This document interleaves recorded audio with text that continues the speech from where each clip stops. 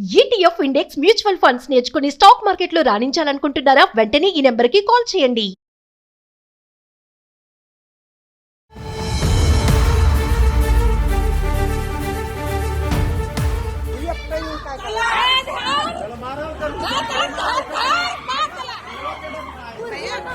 तिला बाहेर काढा, तिला बाहेर काढा, तिला घ्या बाजूला.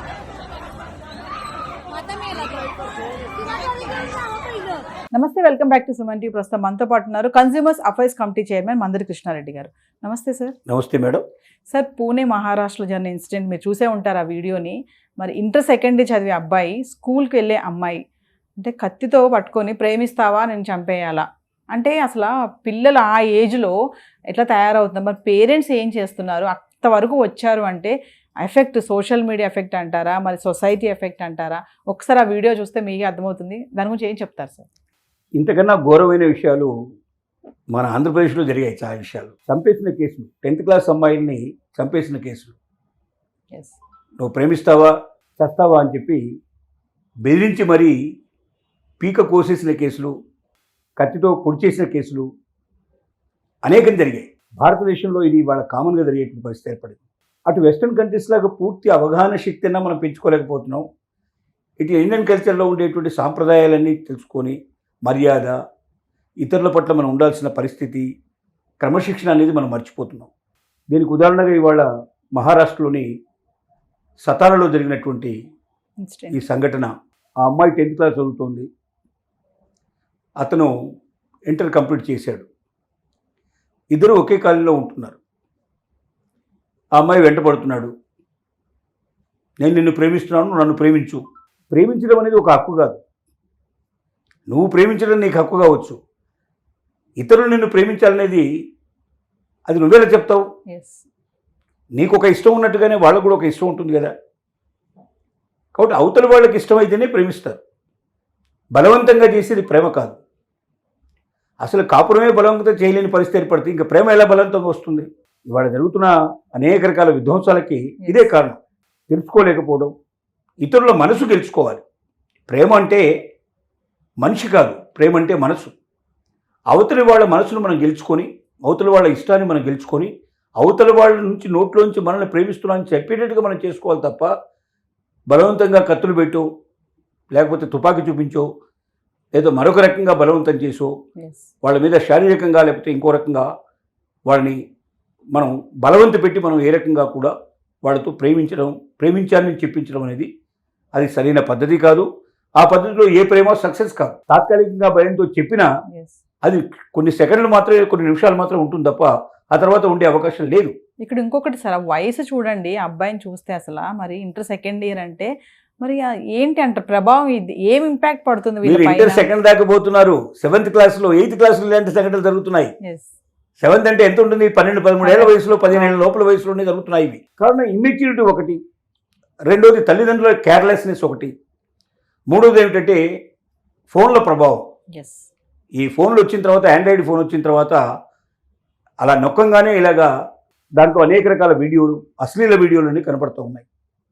ఈ అశ్లీల వీడియోలు చూసిన తర్వాత ఏమవుతుందంటే శారీరకంగా ఏదో కావాలనే తపన, కోరిక పుడుతుంది. దానిలోంచి జరించేటువంటి విషయాలు ఇవి. అవకాశాలు వెతుకుంటూ పోవడం, అవకాశాలు దొరకకపోతే బలవంతమైన అవకాశాలని లభింపజేసుకోవాలని ప్రయత్నం చేయడం, ఇలాంటివి అనేక రకాల కారకాలు దొరికి అవుతున్నాయి. టీవీలో వస్తున్నవి అలాగే వస్తున్నాయి, సినిమాలు ఆ రకంగానే తయారవుతున్నాయి. చుట్టూ ఉండేటువంటి వాతావరణం మొత్తం కూడా అలా మారిపోయిన తర్వాత వాళ్ళలో ఆ రకమైన కాంక్ష, కోరిక పుట్టడానికి కారకాలు పెరుగుతున్నాయి. దీనికి తోడు తల్లిదండ్రుల ప్రవర్తన కూడా కారణం కావచ్చు. వాళ్ళు సరిగ్గా వీళ్ళని గురించి ఆలోచించకపోవడం కూడా సరిగ్గా కావచ్చు. ప్రేమ అనేది వాళ్ళ జీవితంలో లేకపోయి ఉండొచ్చు. ఆ ప్రేమ ఇంకెవరి ద్వారా పొందాలనే కాంక్ష ఉండొచ్చు. ఇలా రకరకాలుగా ఒక పెద్దవాళ్ళు లేకపోవడంలో జరుగుతున్నటువంటి లోపాలను కూడా చెప్పక తప్పదు. ఇంట్లో పెద్దవాళ్ళు ఉండుంటే చిన్నప్పటి నుంచే పిల్లల్ని క్రమశిక్షణగా పెంచే అవకాశం ఉంటుంది. వాళ్ళకి మంచి మంచి కథలు, రామాయణ మహాభారతం లాంటి కథలు, నీతి కథలు, నిజాయితీతో కూడిన కథలు నేర్పే అవకాశాలు ఉంటాయి. మంచిని బోధించే అవకాశం ఉంటుంది, మానవత్వాన్ని చెప్పే అవకాశం ఉంటుంది. కానీ దురదృష్టవశాత్తు ఇవాళ అవి లోపించినని చెప్పాల్సిన అవసరం ఉంది. ఇక్కడ ఇంకొక విషయం సార్, సొసైటీ పరంగా చూసుకుంటే ఇప్పుడు సొసైటీ కూడా కొంతమంది చూస్తూ ఉంటారు, చెప్పరు వెళ్ళి ఏంటా మనం ఇక్కడ నిలబడ్డావు ఎందుకు, ఏంటి నువ్వు ఇక్కడ తిరుగుతున్నావు ఏంట్రా అబ్బాయి అని చెప్పి అడగడం కానీ ఇట్లాంటివి కూడా జరగట్లేదు కదా సార్ ఈ మధ్య. సొసైటీ అడిగేంత పరిస్థితి ఎక్కడుంది? సొసైటీకి వాళ్ళ టైం లేని పరిస్థితి ఎప్పుడు కదా.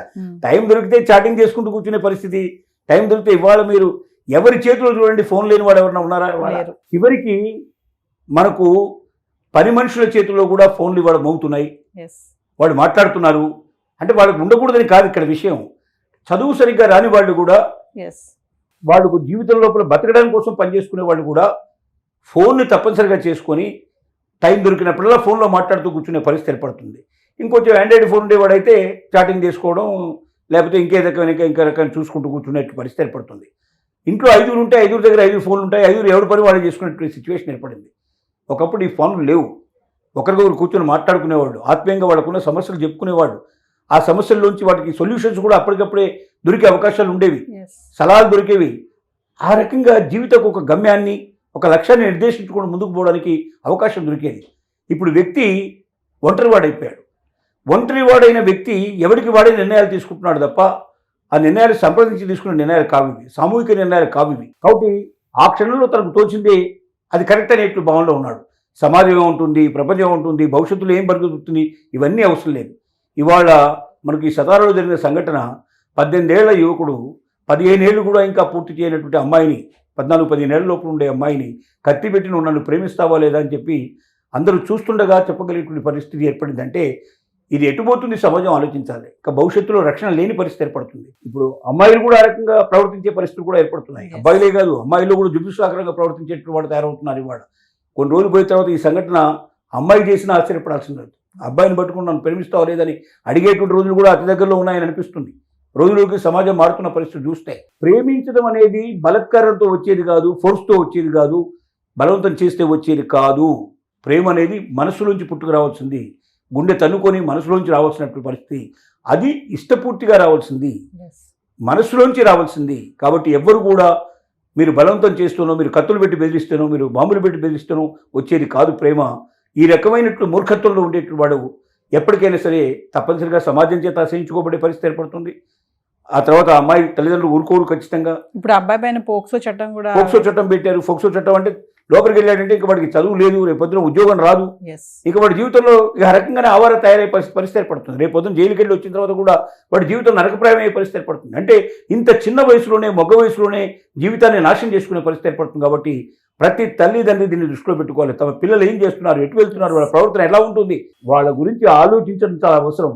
మీరు డబ్బు సంపాదించే యంత్రాల్లాగా మారిపోకండి, టీవీలు చూసేటువంటి యంత్రాల్లాగా మారిపోకండి. మీరు కన్న పిల్లల్ని మీరు జాగ్రత్తగా చూసి వాళ్ళు మంచి వ్యక్తులు, కొంచెం గొప్ప వ్యక్తులు కాకపోయినా సమాజానికి మంచి వ్యక్తులు ఇచ్చే ప్రయత్నం చేయండి. అంతేగాని అలాంటప్పుడు కనకండి. కనాలన్న కోరిక మీలో ఉంటే చివరికి వాడిని పెద్ద చేసి వాడికి ఒక దారి చూపించేదాకా వాళ్ళ వెంట ఉండి ప్రోత్సహించి అనుక్షణం కనిపెట్టుకొని ఉండండి. లేకపోతే పిల్లల్ని కనకండి అని చెప్పి మనం వచ్చే తగినటువంటి సలహా ఇవ్వాల్సిన పరిస్థితి ఏర్పడుతుంది. Thank you.